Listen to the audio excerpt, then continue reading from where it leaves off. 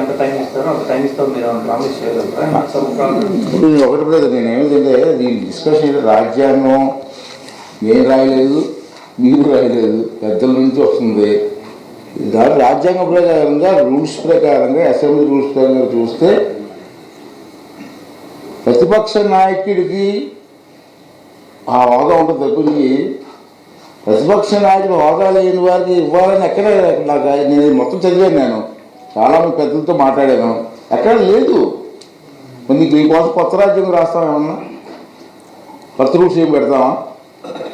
నీకున్న నెంబర్ 11 మరి నీకు రావాల్సిన ప్రతిపక్ష నాయకుడు కాదు ఎంత నెంబర్ ఉండాలి? ఉందా నీకు? 18 ఉండాలి. అంటే మామూలుగా నేను లాస్ట్ టైం రిక్వెస్ట్ చేశాను, మీరు రావాలండి. నా బాధ ఏంటంటే, సరే నువ్వు రావట్లేదు, నీతో పాటు ఇంకా 10 మంది ఎమ్మెల్యేలు గెలిచారయ్యా. వాళ్ళ సమస్యలు అసెంబ్లీలో చెప్పుకునే అవకాశం కూడా వాళ్ళకి ఇవ్వాలి. వాళ్ళు కూడా నీతో పాటు వాళ్ళు కూడా వెళ్తున్నావు. వాళ్ళు నాకు ఏదో ఫంక్షన్లో కలుస్తూ ఉంటారు విశాఖపట్నం. దీన్ని ఏమైనా వచ్చి మాట్లాడండి మీ ప్రాంతం గురించి అంటే అసలు వెళ్ళొద్దని మాకు ఆర్డర్ ఇస్తారంటారు. ఏంటి ఇది తప్పు కదా? ప్రజాస్వామ్యం మిగతా 10 మంది అయినా వచ్చి కనీసం కాన్స్టిట్యూన్సీ సమస్యలు మాట్లాడే అవకాశం ఇవ్వాలి. యాజ్ ఏ లీడర్, పార్టీ లీడర్గా ఇది తప్పు అంటాను నేను, పద్ధతి కాదంటాను నేను. ప్రతిపక్ష హోదా ఇచ్చేటువంటి అవకాశంలో స్పీకర్కు ఉన్నటువంటి విచక్షణ అధికారాలు కొన్ని ఉంటాయండి. వాటిని ఎక్కడ ఉంటాయి? ఎక్కడ నాకు కనపడలేదు విచక్షణ అధికారులు, ఎక్కడ కనపడదు నాకు. రాజ్యాంగం ప్రకారంగా రూల్స్ ప్రకారంగా నేను ఫాలో అవ్వాలా. స్పీకర్ని కాబట్టి నా ఇష్టం నిర్ణయాలు నేను తీసుకుంటాను. చూశాను, అందరితో మాట్లాడాను, చాలామంది న్యాయ కోవిదులతో మాట్లాడాను. అందరూ కూడా చెప్పింది ఒకటే, మేము ఉన్న సంఖ్యలో 18 మెంబర్స్ ఉంటాయి కానీ ప్రతిపక్ష హోదా రాదు నీకు. అది నీకు తెలియదా? నీ దగ్గర కూడా చాలా మంది పెద్ద మేధావులు ఉన్నారు కదా, వాళ్ళు చెప్పట్లేదా నీకు? ఢిల్లీలో లాస్ట్ టైం బీజేపీకి 70 సీట్లకు కానీ 8 సీట్లు వచ్చినాయి. అప్పుడు బీజేపీకి ప్రతిపక్ష హోదా ఇచ్చారు. మాకు 11 సీట్లు వచ్చినా కానీ 225 సీట్లకు 11 సీట్లు వచ్చినా మీరు ఎందుకు ఇవ్వట్లేదు? అక్కడ బీజేపీకి ఇస్తారు, మిగతా రాష్ట్రాలు అందరికి ఇస్తారు, కానీ మీ ఆంధ్రప్రదేశ్ గురించి ఎందుకు జరగట్లేదు? ఇక్కడ బీజేపీకి ఇచ్చారో లేదు నాకు తెలియదమ్మా. నేను మొత్తం స్టడీ చేశాను, దీని మీద అవగాహన వ్యక్తులందరితో మాట్లాడాను. అందరూ కూడా ఎక్కడా కూడా ఏ రూల్ కూడా ఎలాగే ఒప్పుకుంటుందని చెప్పి వాళ్ళు చెప్తున్నారు. నేను రూల్ ప్రకారం నేనే ఇస్తాను నీకు అవకాశం. స్పీకర్గా నా ఇష్టం ఉంటుందా?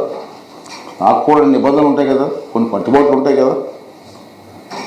అంటే ఇప్పుడు కూడా చెప్తాను నేను, రండి అసెంబ్లీకి రండి, మీ సమస్యలు ఉంటే మాట్లాడండి.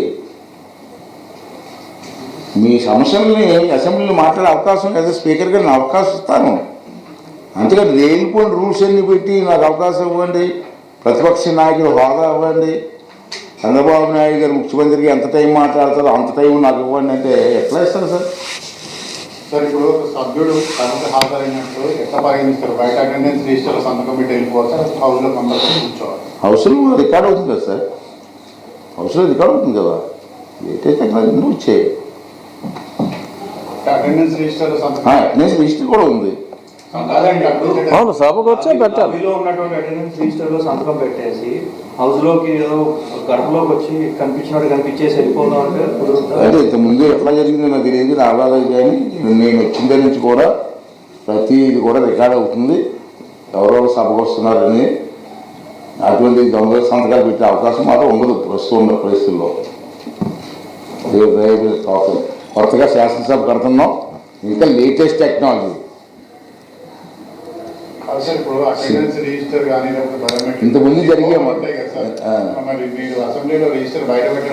పార్టీ ఆఫీస్కి వచ్చి కూర్చొని సంతకాలు పెట్టిన రోజులు ఉన్నాయి పూర్వం.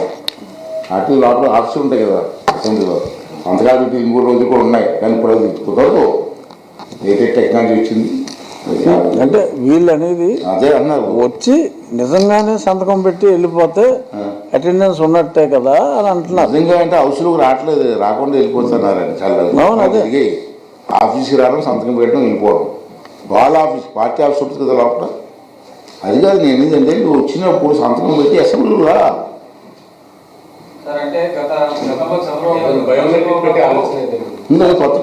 కొత్త అసెంబ్లీలో అన్ని పెడుతున్నాం సార్. లేటెస్ట్ టెక్నాలజీని తీసుకొస్తున్నాం కొత్త అసెంబ్లీ. స్కూల్లో అటెండెన్స్ ఆ తర్వాత అసెంబ్లీ 12 రోజులే జరిగిందా? చంద్రబాబు నాయుడు గారు గౌరవ సభకు వస్తానని చెప్పి వెళ్ళిపోయాక 12 రోజుల పాటే జరిగినాయి సమావేశాలు. 60 రోజులు జరగాలి. 60 రోజులు రాకుండా ఉంటే అంటే ఇక్కడ ఒక క్లారిటీ ఇవ్వాలి మీకు. అంటే మీకు తెలియదు కాదు, మీ అందరికీ అనుభవం వ్యక్తులు ఉన్నారు ఇక్కడ అందరూ కూడా. అసెంబ్లీ రన్ అయిన రోజులు రావాలండి 60 రోజులు. మధ్యలో 11 రోజులు జరగవచ్చు, 15 రోజులు జరగవచ్చు, ఎమర్జెన్సీ జరగవచ్చు, అన్నీ కౌంట్ చేస్తే 60 days running day, running time, assembly running days. Running days. Session ఆన్లో ఉన్నప్పుడు Saturday Sundays also will be counted. Continuous session ఉన్నప్పుడు. అంటే గతంలో చంద్రబాబు ప్రతిపక్ష నేతగా ఉన్నప్పుడు ఆయన అగౌరవ వచ్చారు దేశాల్లో. ఇప్పుడు ఈయన సభకు వస్తే కూడా టీడీపీ నేతలు ప్రభుత్వంలో ఉన్న వాళ్ళు అగౌరవ. ఇది గౌరవ సభ అని చెప్పి స్పష్టంగా చెప్తున్నామమ్మా. అటువంటి జరగదు ఎందుకు సంస్కారవంతులు ఉన్నప్పుడు అలా జరగదు. చేయరు కదా. ఎందుకు ఊహించుకుంటున్నావు నువ్వు చేసే కాబట్టి ఆడు చేస్తాను ఊహించుకున్నావా? మరింత సమయం ఇస్తామని జగన్కు చెప్పొచ్చేసాను. సమయం ఇస్తామండి. ఒక ఎమ్మెల్యేకి ఇచ్చిన సమయం నీకు వస్తుంది. పార్టీ లీడర్ అంటే ఒప్పుకుంటాం, ప్రతిపక్ష నాయకుడు అంటే ఎలా ఒప్పుకుంటామండి? చట్టం ఒప్పుకోదు. అంటే మీరు ఇప్పుడు 75 రోజులు చెప్తా ఉంటున్నారు కదా, మరి ఏడాదిలోపు ఆయన రాకపోతే మనం చేస్తాం. నేను చట్టం మార్చలేను కదా, రూల్స్ మార్చలేను కదా. చట్టం ఉందా, చట్టం ప్రకారంగా నేను అడాలంతే. అదైతే రాజ్యాంగంలో క్రిస్టల్ క్లియర్గా చెప్తున్నారు సార్. అంటే మన చంద్రబాబు గారితో నేను మాట్లాడినప్పుడు పాట్నా నుంచి వచ్చి ఇద్దరు వచ్చిన తర్వాత పాట్నా మాట్లాడాలి సార్, మీకు ఎట్టి పరిస్థితుల్లో కూడా బడ్జెట్ సెషన్స్ కూడా మినిమం 25 days 30 days అని జరగాలని చెప్పాలి. మరి సంవత్సరం మొత్తం మీద 75 రోజులు అంటున్నాను. బడ్జెట్ సమావేశాలు మినిమం 25 days 30 days. 25 days ఉండొచ్చు బహుశా. మధ్యలో 11 రోజులు జరగవచ్చు, 15 రోజులు జరగవచ్చు, ఎమర్జెన్సీ జరగవచ్చు, అన్నీ కౌంట్ చేస్తే 60 days running day, running time, assembly running days. Running days. Session ఆన్లో ఉన్నప్పుడు Saturday Sundays also will be counted. Continuous session ఉన్నప్పుడు. అంటే గతంలో చంద్రబాబు ప్రతిపక్ష నేతగా ఉన్నప్పుడు ఆయన అగౌరవ వచ్చారు దేశాల్లో. ఇప్పుడు ఈయన సభకు వస్తే కూడా టీడీపీ నేతలు ప్రభుత్వంలో ఉన్న వాళ్ళు అగౌరవ. ఇది గౌరవ సభ అని చెప్పి స్పష్టంగా చెప్తున్నామమ్మా. అటువంటి జరగదు. ఎందుకు సంస్కారవంతులు ఉన్నప్పుడు అలా జరగదు. చేయరు కదా. ఎందుకు ఊహించుకుంటున్నావు నువ్వు చేసే కాబట్టి ఆడు చేస్తాను ఊహించుకున్నావా? మరింత సమయం ఇస్తామని జగన్కు చెప్పొచ్చేసాను. సమయం ఇస్తామండి. ఒక ఎమ్మెల్యేకి ఇచ్చిన సమయం నీకు వస్తుంది. పార్టీ లీడర్ అంటే ఒప్పుకుంటాం, ప్రతిపక్ష నాయకుడు అంటే ఎలా ఒప్పుకుంటామండి? చట్టం ఒప్పుకోదు. అంటే మీరు ఇప్పుడు 75 రోజులు చెప్తా ఉంటున్నారు కదా, మరి ఏడాదిలోపు ఆయన రాకపోతే మనం చేస్తాం. నేను చట్టం మార్చలేను కదా, రూల్స్ మార్చలేను కదా. చట్టం ఉందా, చట్టం ప్రకారంగా నేను అడాలంతే. అదైతే రాజ్యాంగంలో క్రిస్టల్ క్లియర్గా. చెప్తున్నారు సార్. అంటే మన చంద్రబాబు గారితో నేను మాట్లాడినప్పుడు పాట్నా నుంచి వచ్చి ఇద్దరు వచ్చిన తర్వాత పాట్నా మాట్లాడాలి సార్, మీకు ఎట్టి పరిస్థితుల్లో కూడా బడ్జెట్ సెషన్స్ కూడా మినిమం 25 days 30 days అని జరగాలని చెప్పాలి. మరి సంవత్సరం మొత్తం మీద 75 రోజులు అంటున్నాను. బడ్జెట్ సమావేశాలు మినిమం 25 days 30 days. 25 days ఉండొచ్చు బహుశా. విశాఖ పర్యటనలో మీరు